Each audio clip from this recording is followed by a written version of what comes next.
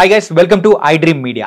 So age పెరిగే కొద్దీ ఖచ్చితంగా మరి లేడీస్లో అయినా జెంట్స్లో అయినా వచ్చే సర్వసాధారణమైన ప్రాబ్లం కీళ్ళ నొప్పులు. మరి ఇలాంటి కీళ్ళ నొప్పులకు హోమియోపతిలో ఎలాంటి అసలు క్యూర్ ఏదైనా ఉందా? మరి ఏం చేస్తే ఈ హోమియోపతిలో మరి కీళ్ళ నొప్పులు తగ్గించుకోవచ్చు అనే దాని గురించి ఈరోజు మనతో మాట్లాడడానికి డాక్టర్ చేతన్ రాజ్ గారు కూడా మనతో ఉన్నారు. సో మరి ఆయన్ని అడిగి తెలుసుకుందాం. Hi sir. హలో అండి సార్, హోమియోపతిలో మరి కీళ్ళ నొప్పులకు మరి సొల్యూషన్స్ ఏమన్నా ఉన్నాయా?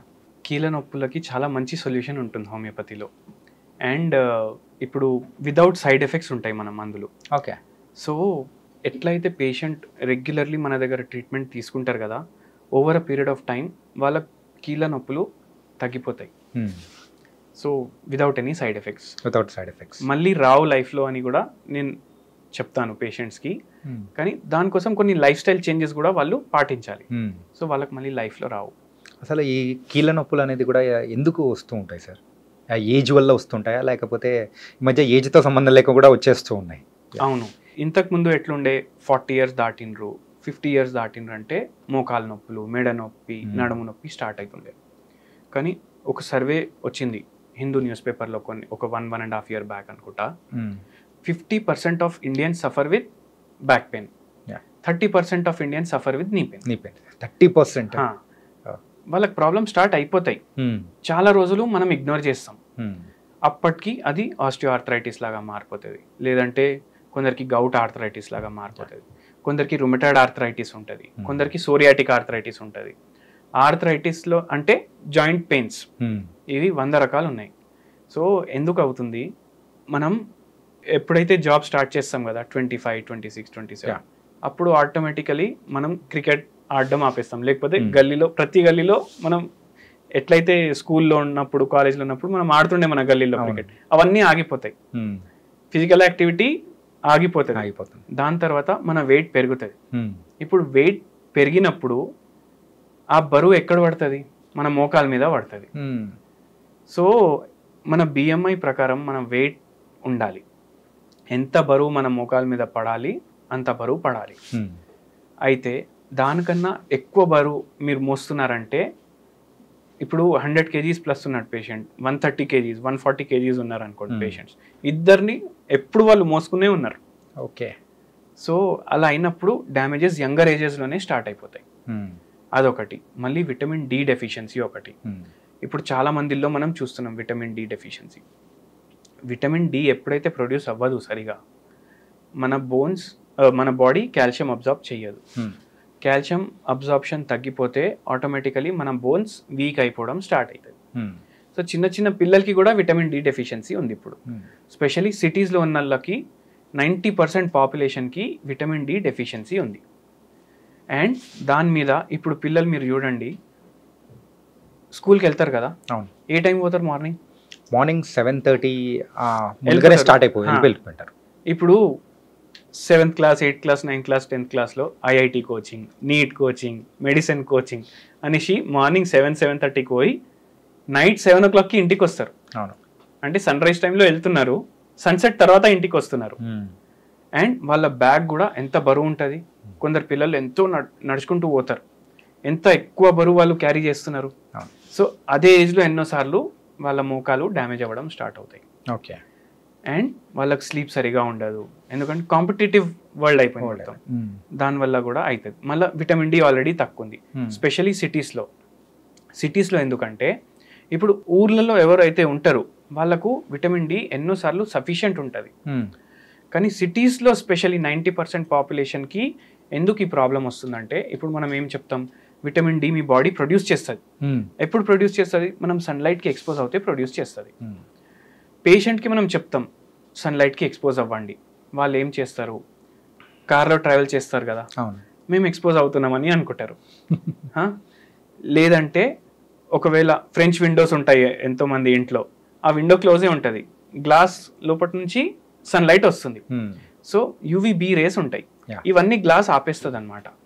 సో మీరు ఎంత కార్ డ్రైవింగ్ 1.5 hour డ్రైవ్ చేసినా మీరు సన్లైట్కి ఎక్స్పోజ్ అవుతే కూడా మీ బాడీ విటమిన్ డి ప్రొడ్యూస్ చేయదు. మన బట్టల నుంచి కూడా పాస్ అవుతే విటమిన్ డి ప్రొడ్యూస్ చేయదు. సో స్లీవ్లెస్ అండ్ షార్ట్స్ వేసుకొని మీరు everyday 15 minutes to half an hour కూర్చుంటే ఎండలో మీ బాడీ ఒక్క రోజు కోసం ఎంతైతే సఫిషియెంట్ ఉంటుందో అంత ప్రొడ్యూస్ చేస్తుంది. ఓకే. కానీ మనం ఇప్పుడు టైం ఉండదు, మన లైఫ్ స్టైల్స్ అలా ఉంటాయి. ఎంతోమంది నైట్ షిఫ్ట్స్ చేస్తారు, దానివల్ల డే టైంలో పడుకుంటారు. మళ్ళీ ఇంకో ప్రాబ్లం ఏమొస్తుందంటే ఇప్పుడు పొల్యూషన్ చాలా ఎక్కువైపోయింది. సో మైక్రో పార్టికల్స్ ఉంటాయి, PM2.5 PM10 అనేసి. ఇవి అన్ని అట్మాస్ఫియర్లో ఉంటాయి. ఇవి ఏవైతే యూవీబీ రేస్ వస్తాయి కదా అవి రాకుండా చేస్తాయి గ్రౌండ్ వర్క్. ఓకే. ఈ పొల్యూషన్ సిటీస్లోనే ఎక్కువ ఉంటుంది, ఊర్లలో అంత పొల్యూషన్ ఉండదు. సో ఊర్లలో యూవీబీ రేస్ కిందికి వరకు వస్తాయి. అందుకేనేమో కొన్నిసార్లు సమ్మర్లో కూడా ఆ సన్లైట్ ఏదైనా తగులుతుందంటే డైరెక్ట్ తగులుతుందంటే కొంచెం అంటే చిరాకు అనిపించడం, కొంచెం మంటలాగానో అనిపిస్తూ ఉంటుంది. ఇలాంటి రీజన్స్ అనమాట. Nice sir. అండ్ కీళ్ళ నొప్పులు యూజువల్గా ఏజ్డ్ పీపుల్లో ఎక్కువగా లేడీస్లో గమనిస్తూ ఉంటాం. ఎందుకు అలాగా సార్? ఇప్పుడు లేడీస్లో ఎందుకు గమనిస్తామంటే మీరు ఒకటి చూడండి, ఇప్పుడు పార్క్స్ ఉంటాయి కదా, మన కాలనీస్లో పార్క్స్ ఉంటాయి కదా, అక్కడ ఈ స్వింగ్స్ ఉంటాయి, రైడ్స్ ఉంటాయి, ఉయ్యాలాలు ఉంటాయి, అవి ఇవి ఉంటాయి. పిల్లలు దాని మీద ఆడుకుంటారు. సో స్టార్టింగ్లో కొత్తగా ఉన్నప్పుడు దాని మీద ఆడుకుంటే మంచిగా ఉంటుంది, కానీ మెల్లగా ఏమవుతుంది దాంట్లో ఉన్న గ్రీస్ తగ్గిపోతుంది. అప్పుడు ఏమవుతుంది దాంట్లో నుంచి సౌండ్ వస్తుంది, కుయ్ కుయ్ కుయ్ కుయ్ అనేసి. సో ఆ సౌండ్ ఎందుకు వస్తుంది? గ్రీసింగ్ తగ్గిపోయింది. దానికి కరెక్ట్ మెయింటెనెన్స్ చేస్తూనే ఉండాలి. సో అది జాయింట్లే కదా అవన్నీ. అవును, ఇవి కూడా మోకాలంటే జాయింట్లే. సో దానికి మెయింటెనెన్స్ ఏమో మనం కరెక్ట్ చేసుకోవాలి. రెగ్యులర్ ఫిజికల్ యాక్టివిటీ ఉండాలి. అండ్ ఫీమేల్స్ ఇప్పుడు మీరు అన్నారు మ్యాక్సిమం, ఇప్పుడు చూడండి మన జనాభా ఇంత ఉంది అంటే ఓన్లీ సిటీస్లోనే విమెన్ ఎక్కువ పనిచేస్తారు, జాబ్స్కి వెళ్తారు, బయటికి వెళ్తారు. మ్యాక్సిమం లేడీస్ హౌస్ వైఫ్స్ ఉంటారు. వాళ్ళు ఏం పని చేస్తారు? ఇంట్లో వంటలు చేస్తారు, బట్టలు ఉతకడం, బాసలు తోమడం, ఇవన్నీ వాళ్ళు చూసుకుంటారు. ఇవన్నీ వాళ్ళు నిల్చొని చేస్తారా? చేయరా? చేస్తారు. ఒకటే పొజిషన్లో నిల్చొని చేస్తారు. అయితే ఈ మొత్తం పని అయినప్పుడు వరకు వాళ్ళకు చాలా వీక్నెస్ అయిపోతుంది. అరే ఇప్పుడు రెస్ట్ కావాలనేసి, ఇంత పని చేస్తున్నాను. ఇప్పుడు మనం పేషెంట్కి చెప్తాం ఫిజికల్ యాక్టివిటీ చేయండి అనేసి. అరే నేను బాసలు చేసుకుంటున్నా, బట్టలు, వంటలు ఇవన్నీ నేను చేస్తున్నాను, ఇంకెక్కడ ఉంటుంది టైం అంటారు. అక్కడ సింపుల్ ఏంటంటే ఇప్పుడు మనం కూర్చొని ఏదైతే పని చేస్తాం కదా, వాళ్ళు నిల్చొని చేయడం వల్ల వాళ్ళ మోకాల మీద బరువు పడుతూనే ఉంటుంది ఫుల్ డే. ఓకే. అండ్ అలసిపోతారు, దాని తర్వాత ఫిజికల్ యాక్టివిటీ ఏది ఉండదు. సో అక్కడ గ్రీస్ ఎట్లయితే తక్కువ అయిపోయింది, ఇక్కడ కార్టిలేజ్ డ్యామేజ్ అవుతుంది. అట్లా గుజ్జు ఏమో డ్యామేజ్ అయిపోతుంది, తగ్గిపోతూ వస్తుంది.